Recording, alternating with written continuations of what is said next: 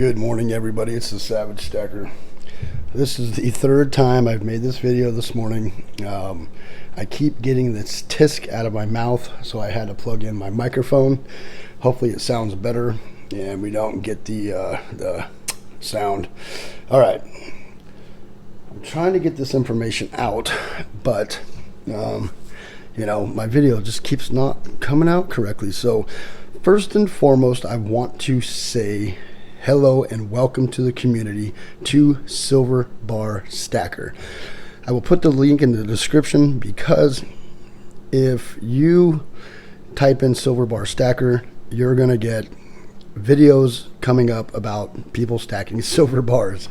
It's like one of the most common searches in the search engine out there for the stacking community. So I will put the link in the description so you won't just get a bunch of random videos coming up of stacking silver bars. All right. Go check out Silver Bar Stacker, and I'll put his link in the description. Now, the guy is going to become just probably a beast in the stacking community because he goes all out. I mean, he has some of the best unboxing that I think I've ever seen. So go check out some of his videos. He is into vintage silver. He's really into Inglehards, and I'm sure he's going to broaden that horizon as soon as he learns about other, vintage stuff that's out there. There is quite a bit. Inglehards not the only player in the game, but he's buying them up, and he's buying them up fast. And it's gonna be a race to see who gets them all at the rate this guy's going. So go check out Silver Bar Stacker. I'll put a link in the description. Definitely going to be a beast. He's on all the social media stuff, has the eBay store, the whole thing, the whole nine. So he's going to be a force to be reckoned with in this community. He's just over 100 right now, and I'd like to push him up over 200 if we can. So let's get to it. All right. The basis of this video today is going to be a bit about prepping. What is the best thing to stack during a financial crisis and during a time when there's not a lot of availability for things out in the market. If you ever had to use gold and silver or cash or tradable goods, what would be the best thing to use out there? Is gold and silver the only players in the game? No, not at all. Most likely it's going to be trading goods for goods, really, or goods for services. And if you've been a prepper like myself or 1,000 other people in the community, there's no short of preppers in this community as well, which is amazing. So I'm kind of preaching to the choir here, but if there's one person out there that gets it, hey, I've done my job. I like to entertain and educate on this channel, not just regurgitate what others are saying. And if it gets out to one person, that's good. I like to help people out. Gold and silver is not the only player in the game. I do not believe in crypto at all, so we won't talk about that. Cash is always good to have some cash on hand, but it is losing value every day. And I think personally the most important thing to have is the goods that you're going to need without having to barter or buy them in the future. Because if you purchase something that is non-perishable and buy it now, you've hedged against its price increase in the future. And I have a lot of rice and beans. I have a lot of water filtration systems and things already set in place that I bought years ago, and I'm doing the right thing to keep them fresh. I bought these 5-gallon Mylar bags. I got a bunch of them over here. I already did one sequence of Mylar bags and 5-gallon buckets with the fresh desiccant packs, right? The silica packs. I've already done one 5-gallon bucket run of that. I need to go do at least 10 or 12 more. But 5-gallon buckets are not cheap right now. They are going up very quickly. Buckets are expensive. They're every bit of $10 a pop, and then you got to buy a lid for another $3 to $4 a pop. So $14 a bucket. You want 10 of them, it's $140.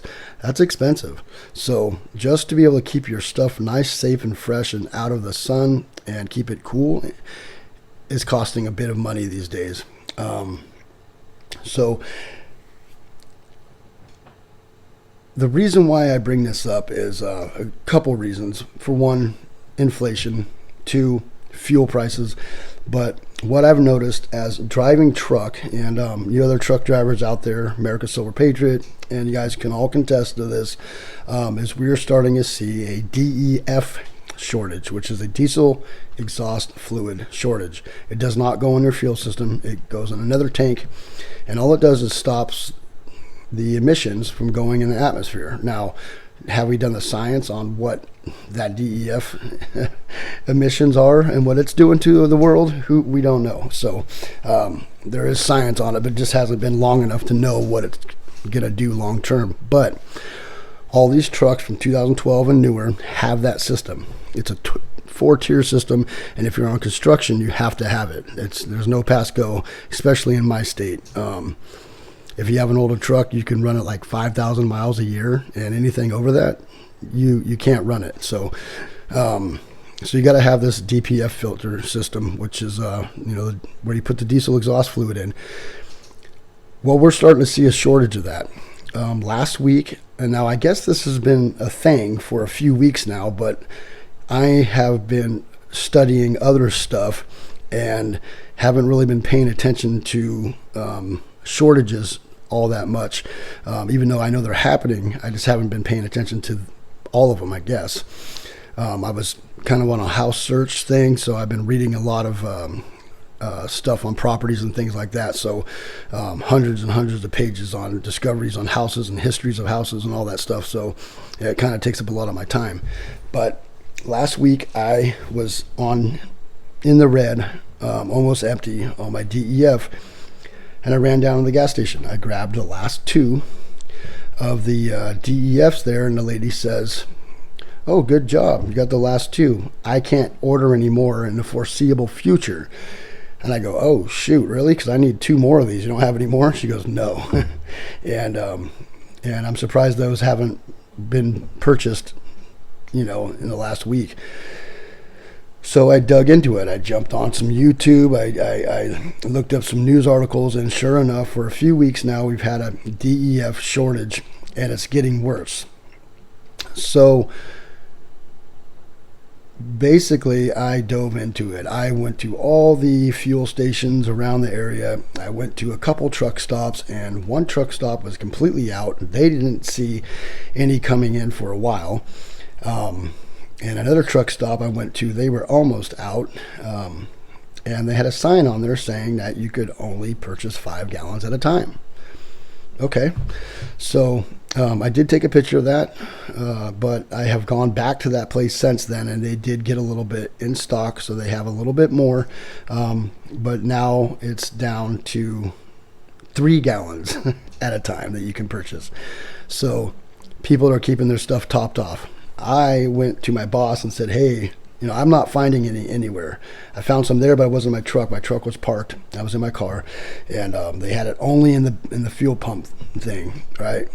It looks just like a fuel pump, but it's right there next to it, and it pumps DEF." Well, I went to 6 gas stations. They didn't have any at all. They said that they don't see any coming in for at least a month, maybe longer. Called the boss and said, "Hey, do we have any DEF at the yard?" He said, "Yeah, I bought a pallet a month ago. Call the guys and see how many's left and grab yourself some. There's a shortage." I said, "Yeah, I'm just finding this out." And he was surprised because he knows how on top of a lot of this stuff I am.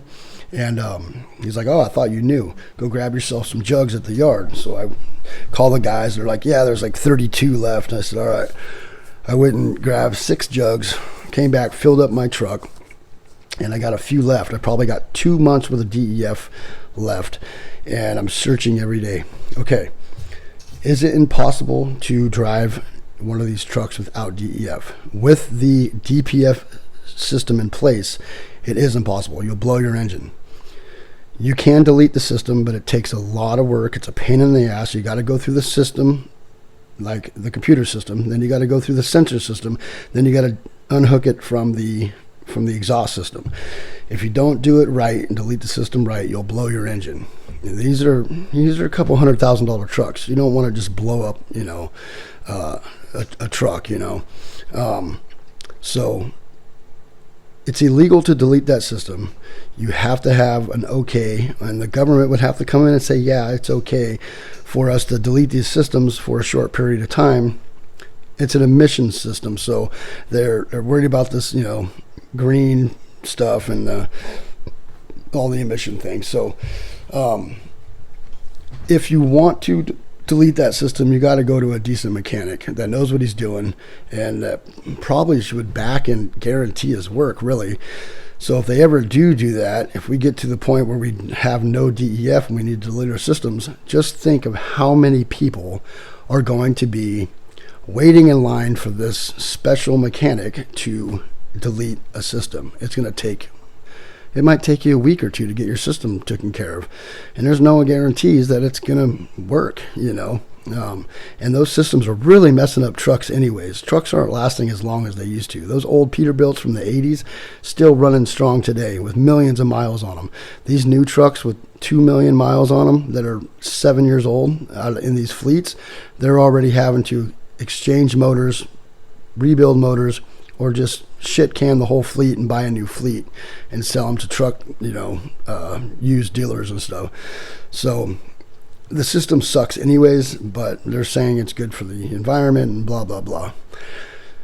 Long story long here, we're running out of DEF, and if we don't have DEF, we don't have food, water, fuel, clothes, all products, because the trucking industry will be shut down.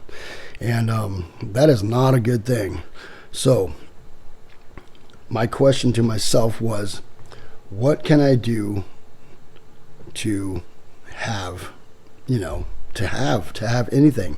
So the stacker in me says, gold and silver. The prepper in me says, buy the goods that you need now. So when they cost twice as much later, I've already hedged that, and having the goods and not having to do the work to trade for it is always better.